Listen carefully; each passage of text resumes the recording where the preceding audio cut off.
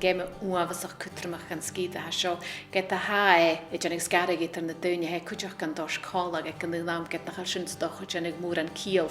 Ha neachtar is an dúolachas he gespórs a seo a dul ar asco fatte agus an golúter a dáhheile seo gosáirite a bhí choláidir agus choisísfach nach Jacob sa bí an nach síse fat líntin Roshachorn. I think it's been absolutely central to the whole community life in the area for centuries, really. I feel the game defines Beadnoch and certainly puts it on the map on a national scale. Can you get my hound to die by hound, as Hamish mentioned? Come by the hills to the land where shinty is king. Stand on the Elan and Dell. An an skír a bhaidinach, chunealach 3 míle étar dábhheile fer a bheith imin ag cria gach cóirsnach. Sin na báistin sin, bailúr an tléh agus ceanna gúsaich. Seo Còmhstritheachd, scíalach dábhheile.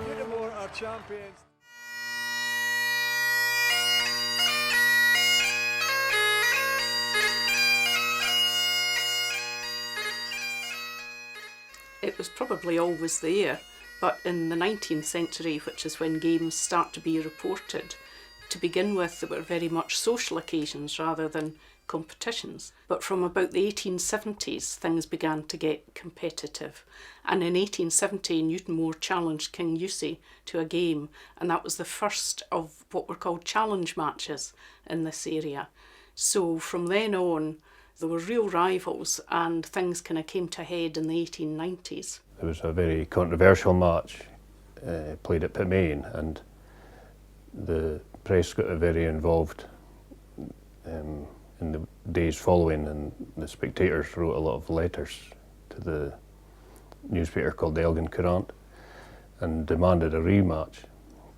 So that was really the first signs of an intense rivalry in Beadnoch. What's important is that this is before the days of organised shinty, the 1893 formation of the association. So these games were being played under the rules that the clubs were setting themselves, and the spectators were demanding rematches, and it was the start of a very intense rivalry which has continued right through until present day. Ach nar a háisig game a fás agus nar a háisig rialú cearstatú nar a game chai structure a chudastay agus háisig skipian a clúich agus chai na skipian a nafich in a chéile.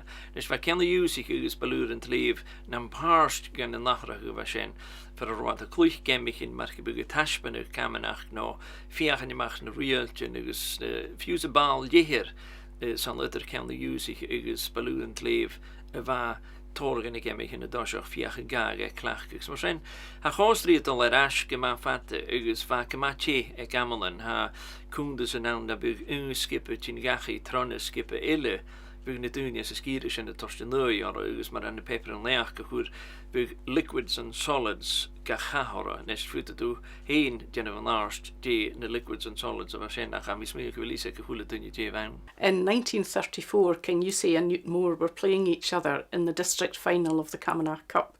They were playing on the Dell, and with only 10 minutes to go when Newtonmore were leading 4-2, there was some kind of ruckus, and a King Yusi player was ordered off.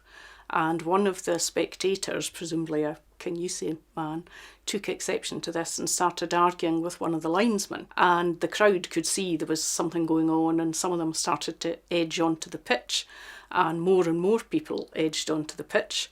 The referee obviously felt threatened, thought he had a pitch invasion on his hand, and abandoned the match. And by coincidence, the match was actually being filmed. So during the investigation afterwards, the referee, I think, made some remark about the unruly crowd. He obviously felt quite threatened. I mean, getting a game as crew, hunnik me a game of high look and Barry for raw uur Còmhstritheachd at the da who. Han je some tegen goed lasser in the game sin die stalker route kin je van rechter het jene van z'n is de lijstje ge stalker die dat krijgt suig in de parken. Maar goede toen je was ook vastgere varken laai, maar zijn agus am is mwy'n leisio sien gyda roi gad na clwychyd yr yn, mae fa roi gyda i o'r o'ch yn fa dy gwybod yr eich fat na hwnnw. Fa dyd o'ch rwyd gyn chimichol yr y game sien, agus brisio sampys di machs fa traen eich eilan, sgwyd y reit yr y clwychyd yr yn ffarn y parc, fa hwn diog twl ys y game yr eich an hawl. Nes tanach gym i game mor sen, a ni mis mwyn i hwgyddiaf fan lŵr sen, ygys am mis mwyn i gybi machyn i'r game sen condor gysiori.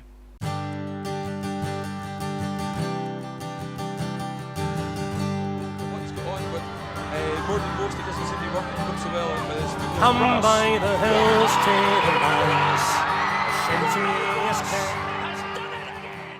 I see the local rivalry as a very healthy thing for the sport. There's several reasons. Firstly, it raises the standard of both clubs, most importantly on the pitch, at all age levels, but also off the pitch. The development of the clubs and the facilities, the clubs tend to both be developing at the same rate, and it's provided a very high standard of play and a standard of good facilities off the pitch for both clubs. Ha mis mwyn ik wil Còmhstritheachd i chiarst gelaid hier aan de nimmerdag doos wij of jonate. Diw mae hi saas aan de gemich en ik hier skolle, no ik hier juniors, no noorsen, ik in hier 4 ire as aarstje. En de gemich en uiter kan de zich is beloeren het leven gokroei, is gotje. Ygys go skillel, ygys go ma, ag imit o hire, sa va dief. Han i mi fenk in achra hus y bian hen.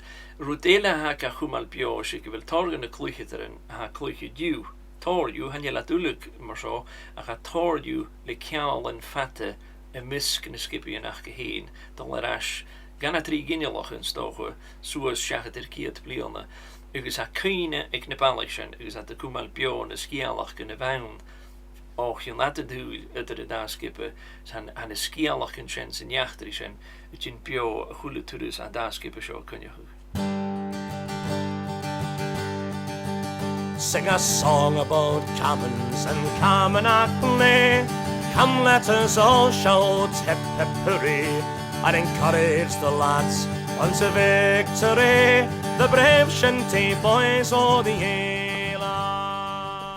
Vi gehullet in Nederland sa skala clich agus diach sé bechen je coolt ar a haun sa vala. Mis mention on háisich mi a físacn go costí mór ar bailún's leif agus ceanna gúsich on a hayat go fask san dúich agus hadíach bhó duine éile a brein va físac gon ná nar vi go dul seach a game colorí ceanna gúsich ba sin géirí bhúnach na smó na game sa béile san season ar fa. Nu hasin at skol. Als je nu elkaar zijn, han je roet ze mee aan als je die fijne rust lees. Als nu als je niet ziet, aan gamen hier in Lion ha visaken. En nu zijn han je kaart zijn han ha veel maken je wie boenig in gamen. Zijn gamen is more again billionaire vaak. Dus ik visaken nu ha me dol gaan gamen. Hoor wel die een gamen shard against season. Ik is van coach de rust race hullen. They are hardy and clever, sure, swift and strong, and honour and credit to where they belong. We'll now sing their praises in... Harm is die ver kleintjin mu imen mestanik mi gyda chasio agus kan je gemme vawn va mir echt gin dief in television jo bio. Ach no da hanik mi strach gan nach agus geta va mi gope da on baluren kleef. Va mi fydda gaan en kan usig agus hosch mi lenting e kan usig schach ged goed mi jol ser tunje va fydda gasen agus hosch mi dal gan gemmichen kolle do agus gema aichar hugunade gur a Còmhstritheachd geharij no da van da skippe a clich a nagi hele. De naam sin vamidal chun gemich en húle de sarne char ik jiffer karoat ná an snopa no sigeristan no an an cean usig heen. Agus get va gleor lentin skippe chun gemich en sin nu a wat a clich gan nagi baluren kleef sé gemme kus na smó sin agus va kus warach gúne dol chun gemich en sin agus wat jo atmosférik na gemich en get va oer son gejennig en skippe a teen groich agus fimbira an naam sin sé cean usig wat jennig groich agus Hek mat dede we diw vi doch yn gemich yn agus isakad gyfel yn skipak at dol chawl. Bitainion gáí féinach go cóha mí lentin je húh imein agus he cud éonigar cúte goine nach chéil mí lentin balúrin léh ach van duineach am clichce son ceanna úsich agus as ní fudachán an ceanna úsich agus char díomh na chéist gás a cón skippe a bhí na lentin an drásda le an ballachach in heis na clichce son balúrin léh son he dog an scóil an an balúrin léh agus bu mé son go janessen an skippe ekkesan an gráich ach go bicó skippe an sa biessen bu mí lentin sin ach a hefn henne bhí ceanna úsich a húla lágósa. Come by the hills to the land, but legends remain. Chanir mis smúneach bhfuil cá coloch die ceanna úsich agus balúrin léve cúmal ceanna bhaide di chéile agus ag amalan ga íachan in a chéile. We lived in Edinburgh for many years, and despite the fact that we'd never seen a shinty match in our lives, we were well aware that Kingussie and Newton Moor were great rivals. It's known for being the heartland of shinty, and certainly it's the most intense rivalry that there is in the sport. A chanin seach go bhfuil an dáskippe a bhí chósa a bhachal go raibh seo Còmhstritheachd mór. An sin Còmhstritheachd mór san duich agus bia go bra. Come by the hills to the land, where shinty is king. Stand on the Elan and Dell where the commons they swing. Gaze o'er the hills to Craigbeg, Còmhstritheachd and Craigdu. But Newton Moor's blue and white play Kingussie's red and blue. But Newton Moor's blue and white play Kingussie's red and blue.